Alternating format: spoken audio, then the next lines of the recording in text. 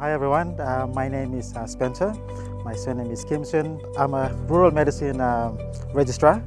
I'm based in Kujip, and we're currently in Goroka, Eastern Highlands province for the HF and solar radio training. So I'm here with my other colleagues as well, 4 of us. So all of us travel down and we're here in Goroka. And basically the training that we're doing is you'll have a HF radio running on like a solar panel, and that's very important when you're out in the rural or remote communities. Solar is the way to go. So at the end of this training, we all have a basic idea on running the solar as well as the HF.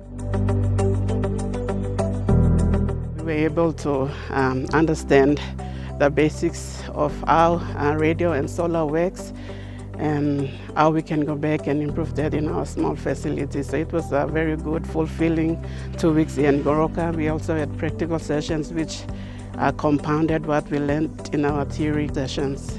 Something that I found really interesting was installation of a telemast, which I thought was a really complicated thing that only specialized people get to do it. But we were able to set up a telemast, and we were able to hook up the radio to a solar-powered radio, and then we were able to communicate from where we installed the telemast to our base at Goroka.